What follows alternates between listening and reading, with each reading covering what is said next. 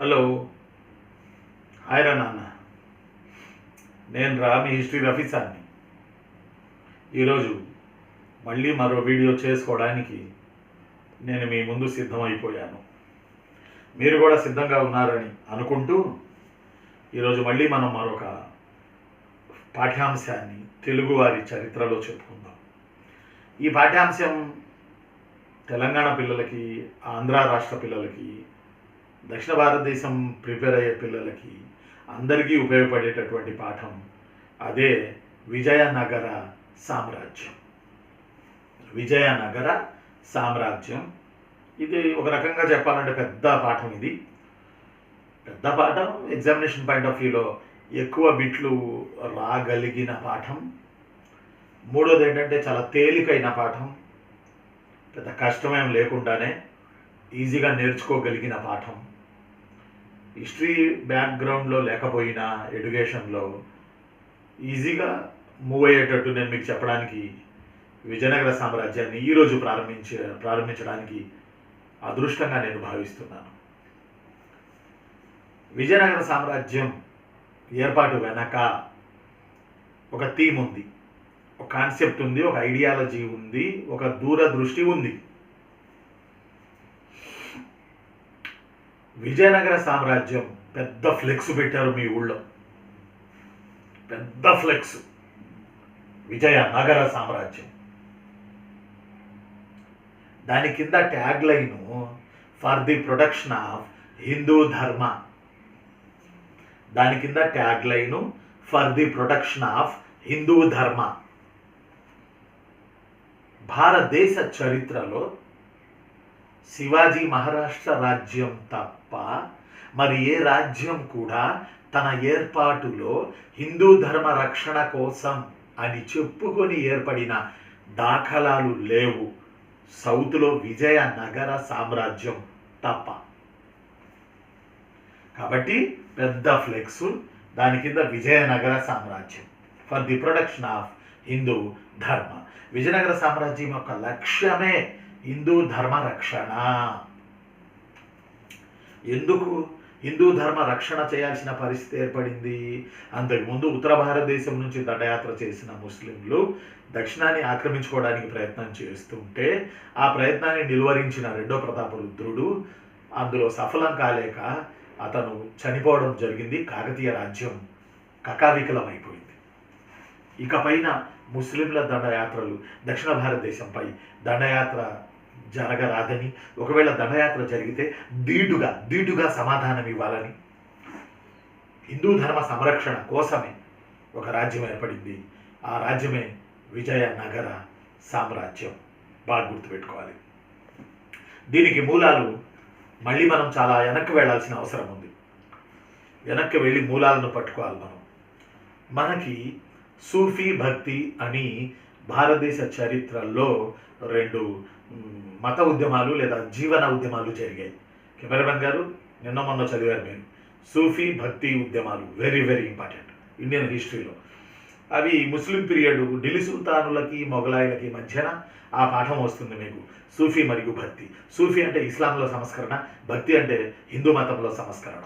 Reform of Hinduism is equal to bhakti, reform of Muslimism is equal to Sufi. Right. ఆ తర్వాత కబీర్ వల్ల ఈ సూఫీ ఈ భక్తి కలిసిపోయి హిందూ ముస్లింలో ఒక్కటే అన్న ఫీలింగ్ కలిగించి ఒక గొప్ప సుందరమైన మత సహనం కలిగిన భారతదేశాన్ని సూఫీ సన్యాసులు నిర్మించడం జరిగింది.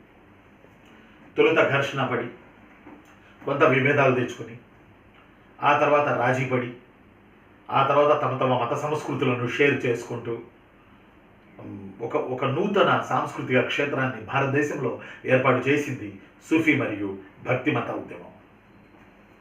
బాగా గుర్తుపెట్టుకోవాలి. అంటే ఇంచుమించు హిందూ ముస్లింలో ఒకటన్న ఫీలింగ్ని కలిగించాయి సూఫీ మరియు భక్తి ఉద్యమాలు.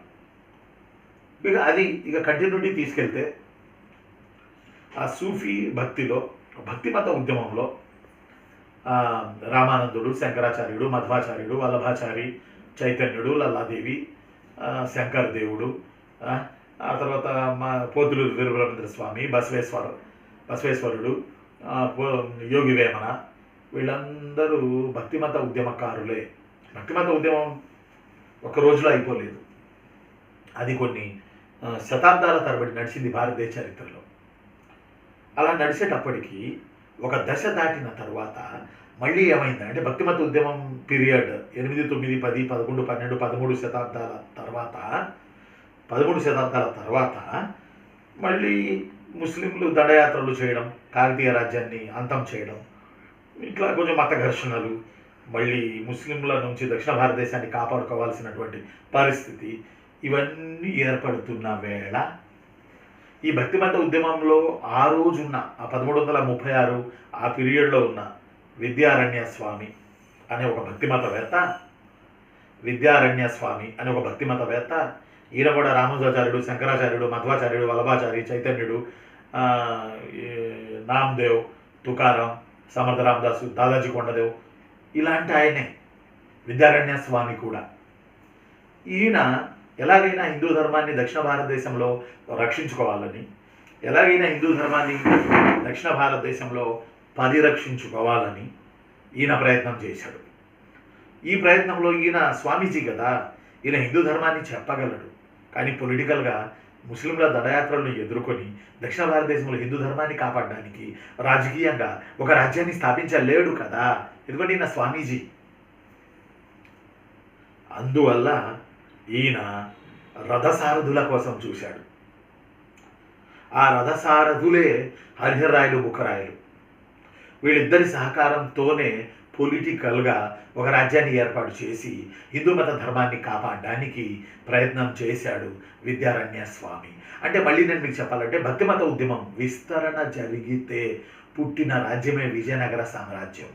దీన్ని దాటుకొని భక్తిమత ఉద్యమం విస్తరణ జరిగితే పుట్టిందే మహారాష్ట్రులు, శివాజీ, హిందూపద్, షాహి, మొఘలాయులకి వ్యతిరేకంగా, ఇక్కడేమో ఢిల్లీ సుల్తాన్లకి వ్యతిరేకంగా. గుర్తుపెట్టుకోవాలి.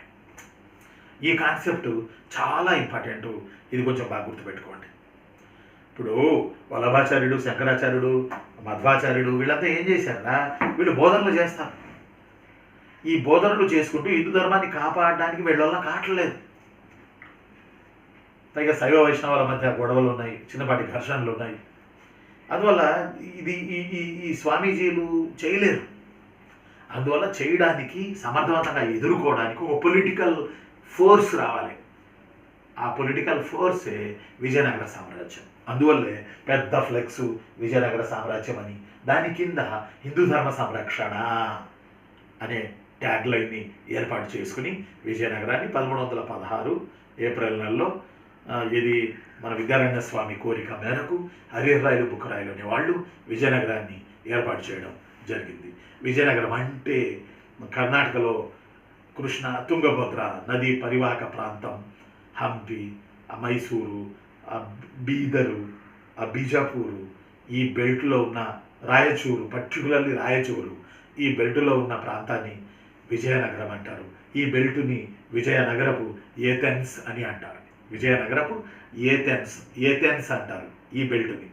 ఒకప్పుడు ఏథెన్స్ అంటే గ్రీకు దేశంలో ఏథెన్స్ స్వర్ణయుగం. ఏథెన్స్ అనే ఏరియా పంటలు కానీ, క్రీడలు కానీ, ప్రజాస్వామ్య వ్యవస్థ కానీ, అక్కడ జరిగేటటువంటి వైద్యం కానీ, విద్య కానీ, సాహిత్యం కానీ దుమ్ము లేపింది ఏథెన్స్లో, ఏన్సెంట్ వరల్డ్లో. అలాగే విజయనగరపు ఏథెన్స్ అని దేని పిలుస్తారు అంటే ఇప్పుడు నేను చెప్పిన హంపి, మైసూరు, ఈ హలిబేడు, రాయచూరు, అంతర్వేది, బీదరు, ఈ బెల్ట్ ప్రాంతాన్ని విజయనగరపు ఏథెన్స్ అని పిలుస్తారు. గుర్తుపెట్టుకోవాలి. Very very important for your examination point of view.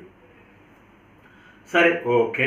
Vijayanagara రాజ్యం ఎలా ఏర్పడిందంటే ఒక లైన్లో మీకు చెప్పాను. దీని వెనక చరిత్ర చాలా ఉంది. అయితే ఒక లైన్ చెప్పాను అంతే నేను. ఈ లైన్ ముందు వినండి. తర్వాత ఎలా పుట్టింది ఏంటనేది మళ్ళీ మనం మరొక వరుసలో వద్దాం.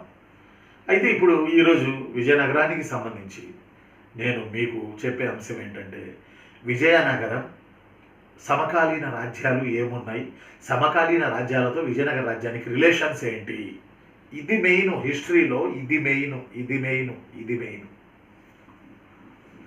ఎందుకురా అని అంటే నేను ఒక పాయింట్ చెప్తే ఆ పాయింట్ని మీరు వెతుక్కొని విస్తరణ చేసుకోవచ్చు.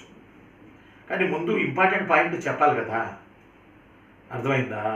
అందువల్ల నేను మీకు చెప్పడం, నేను ఏవేవి ఇంపార్టెంట్ పాయింట్లు, ఏవేవి ఇంపార్టెంట్ కాన్సెప్ట్లో అవే నేను మీకు ముందు తీసుకెళ్తున్నాను. మెయిన్గా మీరు చదవాల్సింది అవే ఎగ్జామినేషన్ పాయింట్ ఆఫ్ వ్యూలో. ముందు మీకు తెలియాల్సిన పాయింట్ ఏంటంటే ఏవి చదవకూడదు, ఏవి చదవాలి. మీరేం చేస్తున్నారంటే తెగ చదివేస్తున్నారు. నేను చెప్పినవి చదువుతున్నారు, నేను చెప్పనివి కూడా భయంకరంగా చదువుతా ఉన్నారు. చదివి ఒక చిన్న రాజ్యానికి, ఫర్ ఎగ్జాంపుల్ ముసునూరి కమ్మనాయక రాజ్యం, దానికి ఉండాల్సిన ఇంపార్టెన్స్ 1 బిట్టు 2 బిట్లే, బట్ దానికి కూడా మీరు బ్రహ్మాండంగా భయంకరంగా చదువుతా ఉన్నారు. అలా చదవడం వల్ల మీరు సబ్జెక్ట్లో కన్ఫ్యూజ్ అవుతారు, టైం వేస్ట్ అవుతుంది. అందువల్ల ఒక్కొక్క పాఠం ఉంటుంది, దానికి ఎక్కువ ఇంపార్టెన్స్ ఇవ్వాలి. అందువల్ల నేను కూడా ఏం చేస్తున్నా, ఎక్కువ వీడియోలు చెప్తున్నాను, దానికి పోస్ట్ చేస్తున్నా. ఒక్కొక్క పాఠం ఉంటుంది, అంత ఇంపార్టెన్స్ ఉండదు. అందువల్ల దాన్ని ఎక్కడ ముగించాలో అక్కడ ముగిస్తున్నాను. మీరేం చేస్తున్నారు, దాన్ని పట్టుకుని ఇంకా విస్తృతంగా పరిశోధనలు చేస్తున్నారు, పిహెచ్డి పరిశోధనలు. అలా చేస్తే మీకు సమయం వేస్ట్ అవుతుంది. ఒక అనుభవం ఉన్న వాడిగా నేను చెప్తున్నానుగా, ఏది బాగా ఎక్కువ చదవాలి, ఏది తక్కువ చదవాలి అనేది కొంచెం అంచనా వేసుకుంటే పోటీ పరీక్షల్లో మనం ముందుకి పరిగెత్తడానికి అవకాశం ఉంటుంది. అందులో నా మాట వినండి.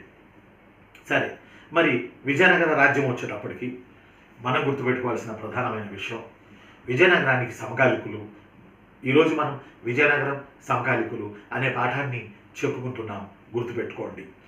ఈ విజయనగరంలో ఫస్ట్ వీడియో ఇది మనకు సంబంధించి, మన ఎగ్జామినేషన్ పాయింట్ ఆఫ్ వ్యూకి సంబంధించి, రైట్. ఇందులో భాగంగా విజయనగరానికి సమకాలికులు బహుమనీయులు. విజయనగరం పుట్టినప్పుడు బహుమనీయులు పుట్టారు. విజయనగరం అంతమైపోయింది 1565 తల్లికోట యుద్ధానికి. విజయనగరం అంతమైపోయింది, అవునా కదా? విజయనగరం అస్తమించిపోయింది తల్లికోట యుద్ధం టయానికి. బట్ విజయనగరంతో పుట్టిన బహుమని రాజ్యం కంటిన్యూ అయింది 1646 వరకు.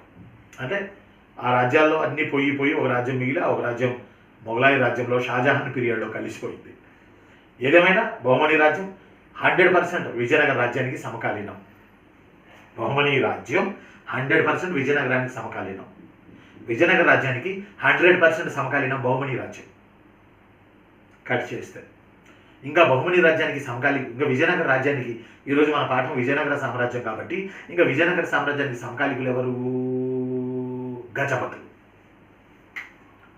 సమకాలికులు ఎవరు? గజపతులు.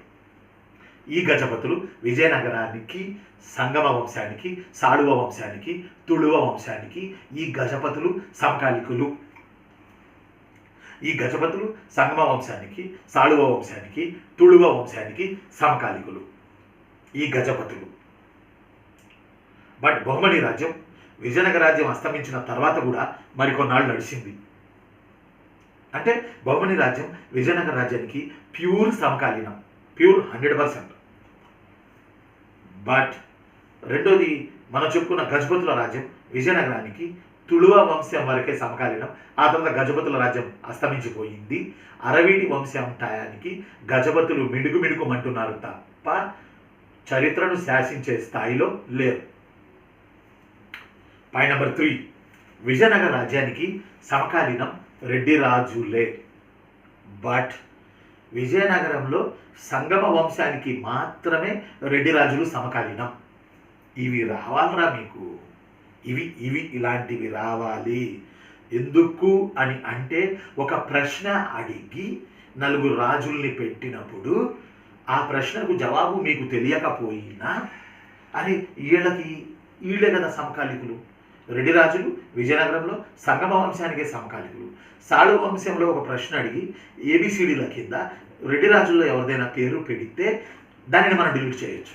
కారణం ఆ టైంలో రెడ్డి రాజులు లేరు. ఇలా డిలీట్ చేసుకుంటూ పోతే ఒకటి మిగులుతుంది, ఆ ఒకటి ఆన్సర్ అవుతుంది. మీకు మీకు మీకు తెలియకపోయినా. అందువల్ల ఈ సమకాలీనం అని నేను విజయనగరాన్ని ప్రారంభించడానికి ప్రధాన కారణం ఈ సమకాలీకులు అనేది చెప్పడానికి కారణం.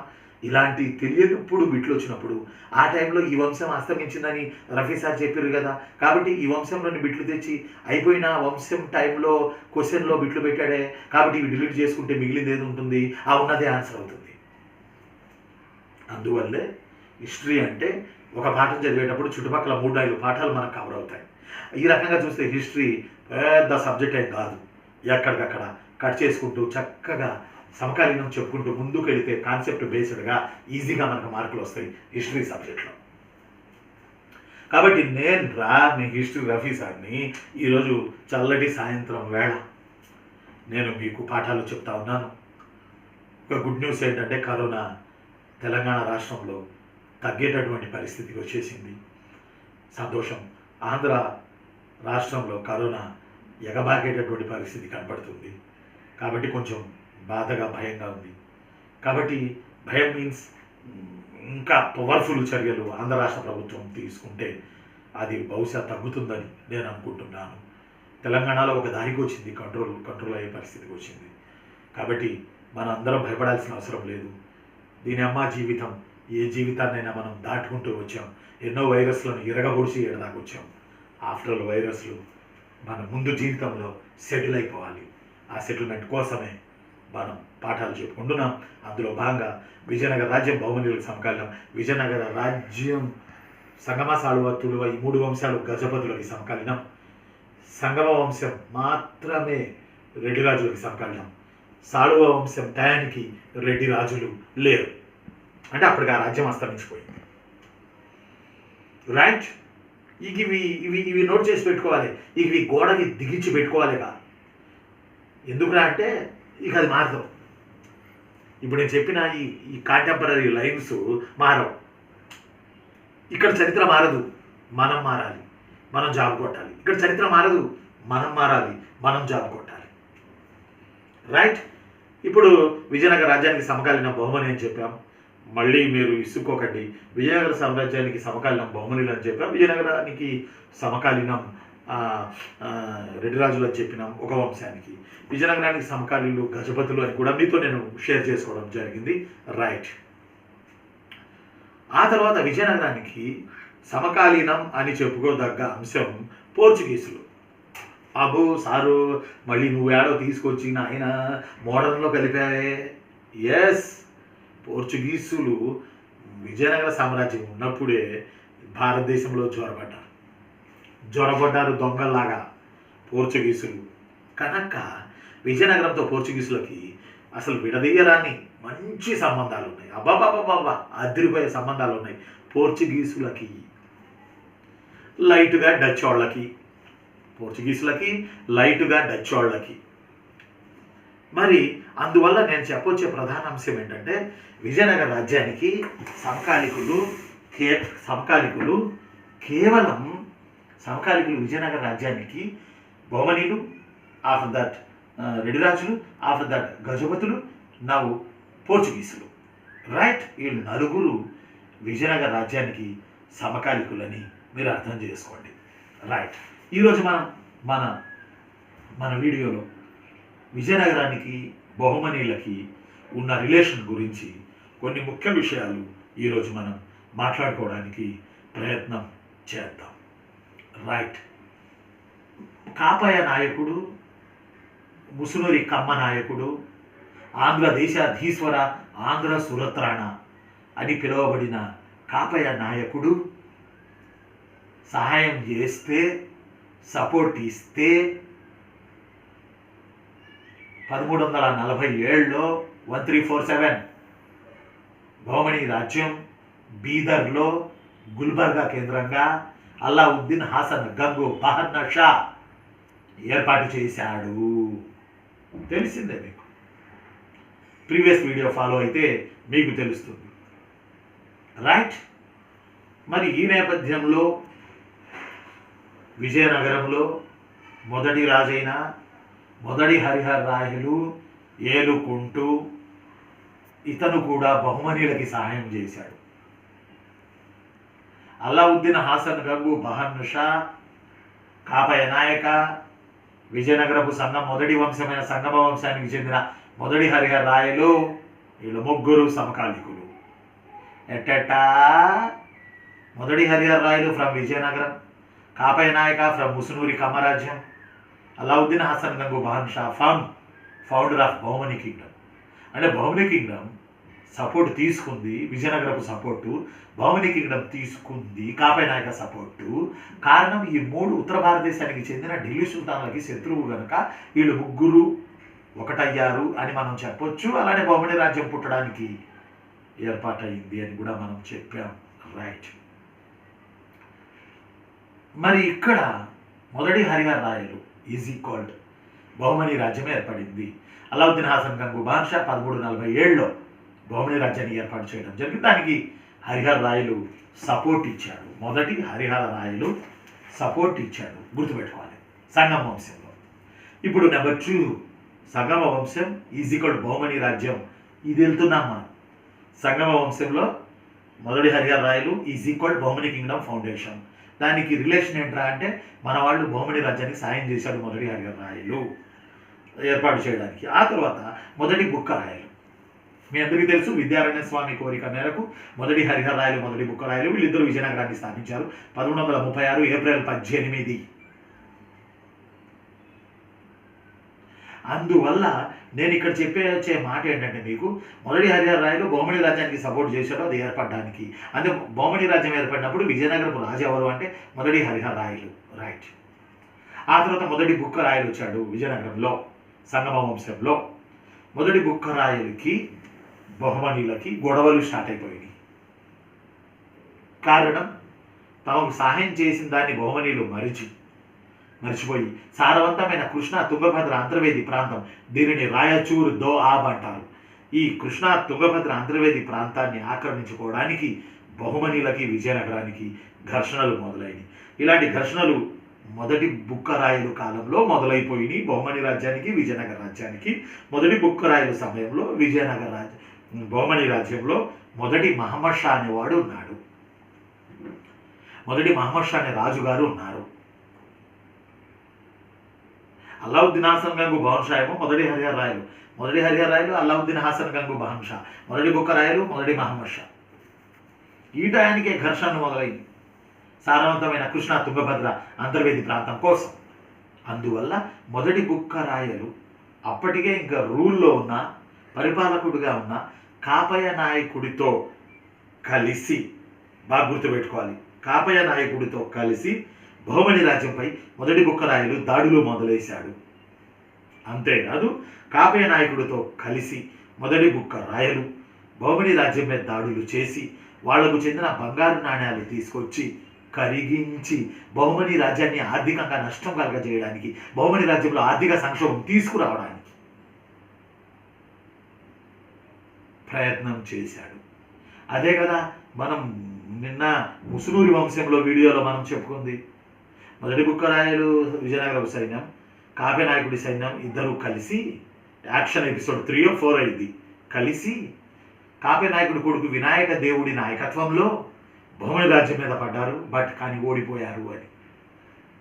ఓడిపోయారులే, బట్ బంగారు నాణ్యాలు తీసుకొచ్చి కరిగించి బహుమని రాజ్యాన్ని ఒక మాట చెప్పాలంటే ఆర్థిక సంక్షోభంలో నెట్టేయడానికి ప్రయత్నం చేశారు Bukkarayalu and Kapaya Nayaka into Bahmani మొదటి మహమ్మద్ షా, రైట్. ఈ రిలేషన్ ఉంది మొదటి బుక్కరాయలకి మొదటి మహమ్మద్ షా. ఇప్పుడు మనం చెప్పుకున్న మ్యాటర్ రిలేషన్ ఉన్నది, దయచేసి గమనించగలరు. ఆ తరువాత రెండవ హరిహర రాయలు, మొదటి హరిహర రాయలు మొదటి బుక్క రాయలు రెండవ హరిహర రాయలు నాటికి బహుమని రాజ్యంలో రెండవ మహమ్మద్ షా ఉన్నాడు. బట్ వీళ్ళిద్దరి మధ్య పెద్ద తప్పిదాలు గొడవలు జరిగినట్లు మనకి చరిత్రలో లేదు, ఉన్నా వీళ్ళకి చదివినవి కావు, మీరు ఎగ్జామ్స్లో పెద్దగా గుర్తుపెట్టుకోవాల్సినవి కావు, టైం వేస్ట్ చేసుకోవద్దు. ఆ తరువాత రెండో హరిహర రాయలు ఇంకా కంటిన్యూ అవుతానే ఉన్నాడు. బహుమని రాజ్యంలో గుల్బర్గాలో బీదర్లో రాజు మారాడు. మొదటి ఫిరోజ్ షా వచ్చాడు. అంటే రెండవ హరిహర రాయలు రెండవ మహమ్మద్ షాకి సమకాలికుడు, రెండవ హరిహర రాయలు బహుమని రాజు అయిన ఫిరోజ్ షాకి కూడా సమకాలికుడు. అంటే రెండవ హరిహర రాయలు ఉన్నప్పుడు బహుమని రాజ్యంలో రెండవ మహమ్మద్ షా మారిపోయి ఆయన ప్లేస్లో ఫిరోజ్ షా వచ్చాడు. వీళ్ళిద్దరి మధ్య కూడా రెండవ హరిహర రాయలు వర్సెస్ మొదటి ఫిరోజ్ షా వీళ్ళిద్దరి మధ్య కూడా పెద్దగా ఏమీ లేవు.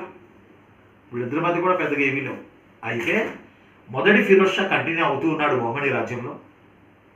విజయనగర రాజ్యం వచ్చేటప్పటికి రెండవ హరిహర రాయలు పోయి మొదటి దేవరాయలు వచ్చాడు.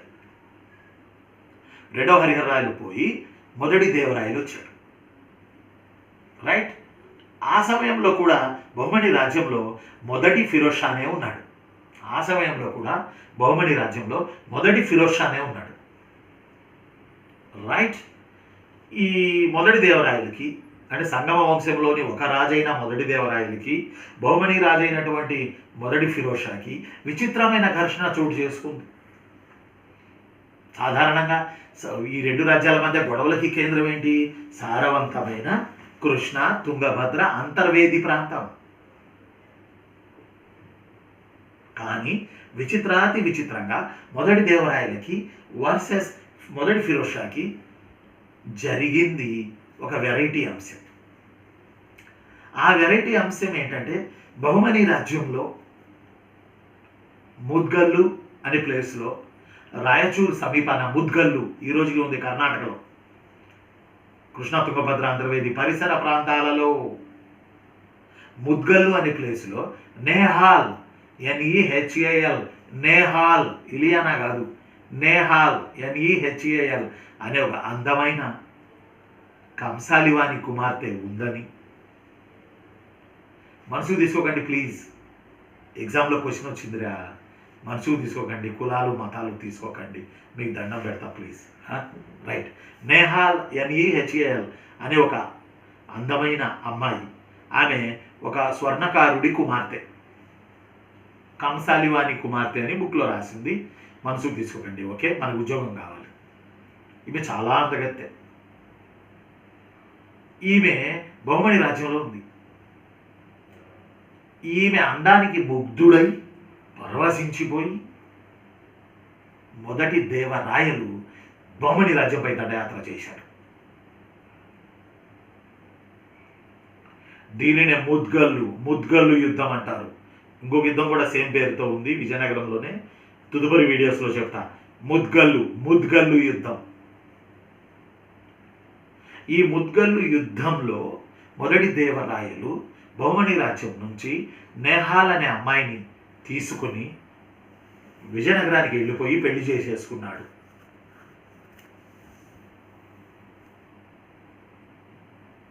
ఏంటి అట్లా చూస్తారు? పెళ్ళైపోయింది. దీనికి ఫిరోజ్ షాకి మండింది. ఫిరోజ్ షా సైన్యం తీసుకుని విజయనగర రాజ్యంపై దండయాత్ర చేసి మొదటి దేవరాయల్ని ఓడించి ఆయన చెల్లెల్ని తీసుకొచ్చి తాను పెళ్లి చేసుకున్నాడు. అబ్బో భలే చెబుతున్నావే స్టోరీ అని నన్ను అనేరు. నేను చెప్తున్న కథనం కాదు ఇది. పెరిష్టా అనే చరిత్రకారుడు చెప్పిన వృత్తాంతం ప్రకారం, PERISTA పెరిష్టా అనే చరిత్రకారుడి వృత్తాంతం ప్రకారం అందమైన నేహాల్ సుందరి కోసరం ఇద్దరు రాజులు ఘర్షణ పడ్డారు. ఒక ఆయన మొదటి Devarayalu from Vizianagaram Sangama dynasty, Firoz Shah 1 Bahmani Kingdom. ఇది వచ్చింది ఎగ్జామ్లో వచ్చిందిరా. అందమైన కంసాలివాని కుమార్తె యుద్ధంగా చెప్పబడుతున్న యుద్ధం దక్షిణ భారతదేశ చరిత్రలో ఏ ఇద్దరు రాజుల మధ్య జరిగింది అని వచ్చింది ఎగ్జామ్లా. ఏ ఇద్దరి మధ్య జరిగింది? మొదటి దేవరాయ వర్సెస్ మొదటి ఫిరోజ్ షా, ఆర్ విజయనగరం వర్సెస్ బహుమనీస్. ఆ తదుపరి విజయనగరంలో రెండవ దేవరాయలు గారు వచ్చారు. సంగమ వంశంలో రెండవ దేవరాయలు గొప్ప రాజు. ఈ సమయంలో మన బహుమని రాజ్యంలో, గుల్బర్గా కేంద్రంగా ఉన్నటువంటి బహుమని రాజ్యంలో రెండవ అహ్మద్ షా అనే రాజు వచ్చాడు, లేదా అల్లావుద్దీన్ రెండవ బహన్న షా అనే రాజు వచ్చాడు. వీళ్ళిద్దరికి కూడా రెండవ దేవరాయలకి రెండవ అహ్మద్ షా లేదా అల్లావుద్దీన్ బహన్న షా, అంటే ఫస్ట్ ఆయన కాదు, మళ్ళీ అల్లావుద్దీన్ హాసనంగా బహన్ షా కాదు. వీళ్ళిద్దరికి రెండవ దేవరాయలకి రెండవ అహ్మద్ షాకి ఘర్షణలు జరిగాయి. అమ్మాయి కోసం కాదు, సారవంతమైన కృష్ణ తుంగభద్ర అంతర్వేది ప్రాంతం కోసం. అమ్మాయి కోసం కాదు, నేహాల కోసం కాదు. నేహాల సినిమా అయిపోయింది. అయితే అది బాగా గుర్తుపెట్టుకోవాలి ఎగ్జామ్లో. కృష్ణ సారవంతమైన కృష్ణ తుంగభద్ర అంతర్వేది ప్రాంతం కోసం రెండో దేవాలయాలు రెండో అహ్మద్ షా, ఆ తర్వాత అల్లావుద్దీన్ అనే ఆయన బహుమని తరఫున ఘర్షణలు పడ్డారు. చాలా ఘర్షణలు జరిగినాయి వీళ్ళిద్దరికీ. బట్ 2 సార్లు బహుమనిల చేతుల్లో రెండో దేవరాయలు ఓడిపోయినట్లు చరిత్రలో రాసి ఉంది. రెండో దేవరాయలు అసలు గొప్ప రాజు. కానీ ఎందుకో ఇక్కడ రెండో దేవరాయలు ఓడిపోయాడు 2 సార్లు బహుమనీల చేతుల్లో. సారవంతమైన కృష్ణా తుంగభద్ర అంతర్వేది ప్రాంతం బహుమనీల కిందకు వెళ్ళిపోయింది. దీంతో రెండో దేవరాయలో పరివర్తన వచ్చింది. ఆలోచన చేసిండు రెండో దేవరాయలు, బాగా ఆలోచన చేసి చివరికి ఒక ఐడియాకి వచ్చాడు రెండో దేవరాయలు. ఏంటంటే బహుమనీల మీద గెలవాలంటే, సారవంతమైన కృష్ణా తుంగభద్ర అంతర్వేది ప్రాంతాన్ని తమ చేతుల్లో తెచ్చుకోవాలంటే, తమ రాజ్యాన్ని ఆర్థిక సౌష్ఠవం కలిగించుకోవాలంటే, ఆర్థిక స్థిరత్వం కలిగించుకోవాలంటే మనం యుద్ధంలో ఓడిపోవడానికి ప్రధాన కారణం మన సైన్యపు శక్తి చాలలేదు. అందువల్ల మన సైనిక శక్తిని మనం పెంచుకోవాలి. అంటే అర్థం, బహుమనీల తరపున పోరాడిన తురుష్క విలుకాండ్రను మన సైన్యంలో కూడా మనం చేర్చుకుంటే బహుమనీల మీద ఈజీగా గెలుస్తాము అన్న ఆలోచనతో ముస్లిం విలుకాండ్రను విజయనగర సైన్యంలో చేర్చుకోవడం మొదలేసిన మొట్టమొదటి సంగమ వంశపు హిందూ చక్రవర్తి, మొట్టమొదటి విజయనగర చక్రవర్తి రెండవ దేవరాయలు. ఇది important question for your examination point of view. మొట్టమొదటిగా ఏ విజయనగర రాజు తన సైన్యంలో ముస్లిం సైన్యాన్ని చేర్చుకున్నాడు? ఎందుకంటే బహుమనీ రాజ్యం శత్రుత్వం కదా, అయినా బహుమనీలకు చెందిన ముస్లిం సైన్యాన్ని తన సైన్యంలో చేర్చుకున్న మొట్టమొదటి విజయనగర రాజ్ సెకండ్ దేవరాయ. ఈ పాయింట్ ఇలా పుట్టుకొచ్చింది. ఆ తర్వాత 1490కి బహుమనీ రాజ్యం దానికి అదే ముక్క చెక్కలైపోయింది. విజయనగరపు ప్రమేయమే లేకుండా బీదర్, బీరార్, గోల్కొండ, అహ్మద్నగర్, బీజాపూర్ ఈ 5గా బహుమనీ రాజ్యం చీలిపోయింది. గోల్కొండ కూడా బహుమనీ రాజ్యంలో పార్టే. ఎలా, ఏ విధముగా? దీనికన్నా ముందు వీడియో చూడండి. ఎలా గోల్కొండ బహుమనీల కిందకు పోయినది, దీనికి ముందు వీడియో చూడండి. అలా బహుమనీ రాజ్యం 5 ముక్కలైపోయింది, విజయనగరంతో సంబంధమే లేకుండా.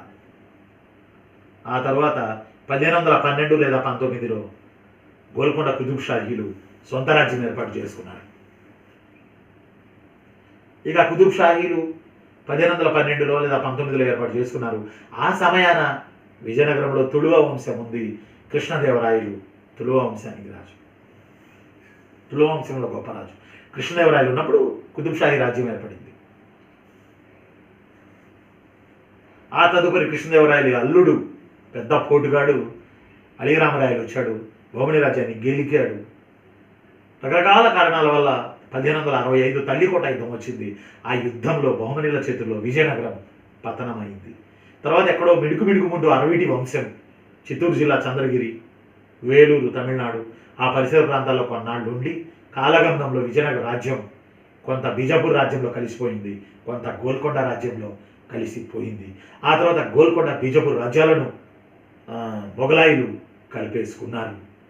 అలా కలిపేసుకోవడం వల్ల బహుమనీ రాజ్యం పతనమైంది. తల్లికోట యుద్ధంతో విజయనగర రాజ్యం పతనమైంది. This is the contemporary relations between Vijayanagaram and Bahmani kingdom. Right, నేను ఇప్పుడు మీకు ఒక స్కెలిటన్ ఇచ్చాను. దీని మీద మీరు సబ్జెక్ట్ని పెంచుకోవాల్సిన బాధ్యత మీపైన ఉంది. ఉంటాను. రైట్, మరి నేను మీ హిస్టరీ రఫీ సార్ని. నోట్స్ రాసుకోండి, చదవండి, కష్టపడండి.